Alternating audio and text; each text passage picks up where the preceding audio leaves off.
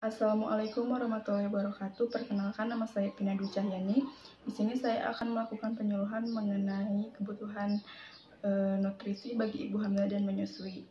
Masalah gizi seimbang di Indonesia masih merupakan masalah yang cukup berat. Kekurangan atau kelebihan makanan masa hamil dapat berakibat kurang baik bagi ibu dan janinnya.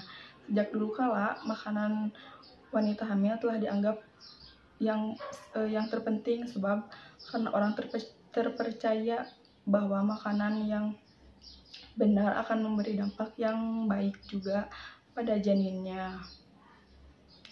Gizi ibu pada waktu hamil sangat penting untuk pertumbuhan janin yang dikandungnya.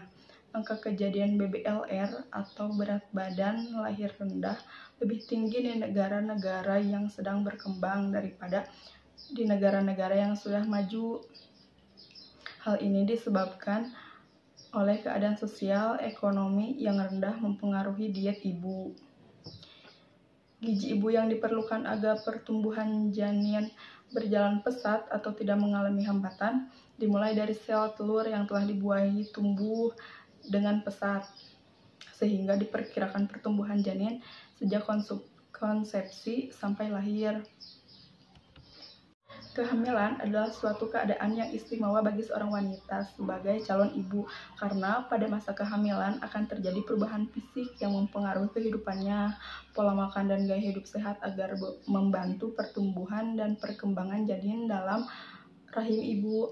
Oleh karena itu, para calon ibu harus memiliki gizi yang cukup, sehingga sebelum hamil dan lebih lagi ketika hamil, ibu yang hamil harus memiliki gizi yang cukup, karena gizi yang cukup akan digunakan untuk dirinya sendiri dan juga janinnya.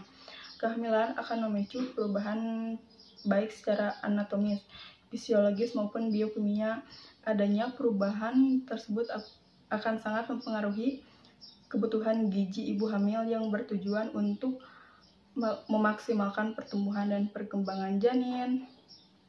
Prinsip umum yang perlu diperhatikan dan memenuhi kebutuhan gizi ibu hamil adalah: 1. Menu seimbang, porsi kecil tapi sering. Misalnya makan dengan makanan yang bervitamin, misalnya sayur dan cuci mulut. Makanan yang bervitamin memenuhi karbohidrat, protein dan kalsiumnya juga. Tapi hindari makanan yang berbumbu terlalu merangsang dan tinggi lemak. Mengutamakan konsumsi bahan makanan segar serta cukup serat. Menyusui merupakan proses fisiologis, tidak ada hal yang bernilai dalam kehidupan seorang anak. Selain memperoleh nutrisi yang berkualitas sejak awal kehidupan, pemberian ASI air susu ibu merupakan nutrisi ideal untuk menunjang kesehatan, pertumbuhan dan perkembangan bayi secara optimal. Salah satu upaya untuk meningkatkan status gizi bayi adalah dengan memberikan ASI secara eksklusif. World Health Organization atau WHO merekomendasikan pemberian ASI eksklusif sekurang-kurangnya selama 6 bulan pertama kehidupan dan dilanjutkan dengan makanan pendamping usia 2 tahun. Komplikasi kehamilan, implikasi zat. Jika ibu hamil sudah kekurangan nutrisi, maka bahaya kesehatan saat masa kehamilan pun tak bisa terelakkan.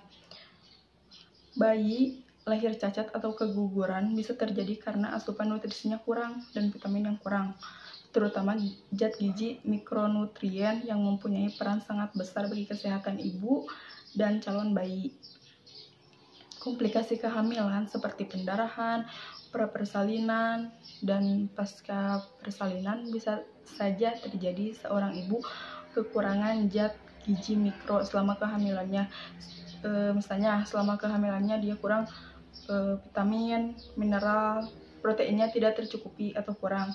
Jika sudah seperti ini, masalah preeklamsia atau komplikasi kehamilan tak bisa terhindarkan. Selain itu, infeksi juga bisa terjadi, kekurangan asupan vitamin A, seng, zat besi, tembaga, dan B kompleks. Tak hanya ibu hamil yang Tak hanya ibu hamil saja yang akan mengalami berbagai komplikasi kehamilan.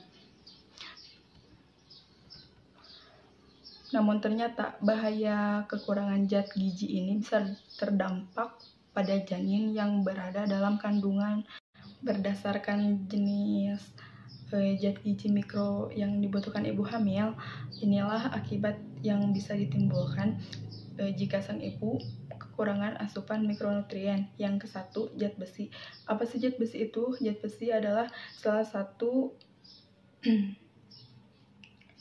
faktor penyebab ibu hamil mengalami keguguran adalah karena kurangnya asupan zat besi yang dikonsumsi saat masa kehamilan. Kekurangan zat besi ini juga berdampak pada berat badan bayi yang di bawah rata-rata, serta akan memberikan efek samping pada perkembangan dan pertumbuhan fisik bayi. Yang kedua, asam folat. Yang ketiga, kalsium. Kalsium ini sangat penting bagi ibu hamil karena kekurangan kalsium bisa meningkatkan risiko terjadinya komplikasi, terutama preeklamsia di masa kehamilan.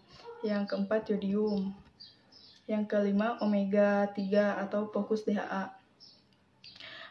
Si ibu hamil saat hamil sebaiknya lebih banyak mengkonsumsi ikan-ikanan yang merupakan sumber nutrisi omega 3 terutama DHA.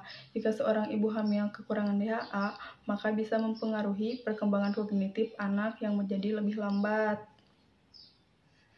Selanjutnya, ada keuntungan menyusui. Bagi seorang ibu, menyusui menjadi satu rangkaian dengan proses kehamilan dan kelahiran. Ada yang memilih untuk memberikan ASI eksklusif. ASI eksklusif itu yang prosesnya selama 6 bulan tanpa tambahan susu formula, air putih maupun makanan padat. Hanya ASI saja selama 6 bulan itu. Berikut ini adalah keuntungan atau manfaat menyusui. Yang ke-1, melindungi bayi dari kuman. Yang kedua, menyediakan nutrisi lengkap. Apa sih nutrisi lengkap itu? Kandungan dalam ASI meliputi karbohidrat, protein, lemak, vitamin, mineral, dan sel darah putih, enzim, dan asam amino. Selain tidak memerlukan tambahan-tambahan, kandungan ASI tersebut juga bermanfaat untuk mencegah anak terkena penyakit asma, obesitas, diabetes, hingga penyakit kardiovaskuler saat dewasa. Karena bayi tersebut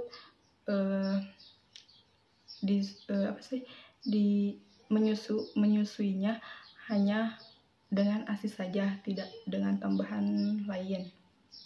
Yang ketiga, jaminan asupan higienis dan aman. Yang keempat, membuat bayi tumbuh sehat dan cerdas. Dalam ASI terkandung asam lemak yang penting manfaatnya bagi perkembangan otak. Yang kelima, menciptakan kedekatan dan ikatan antara ibu dan bayi.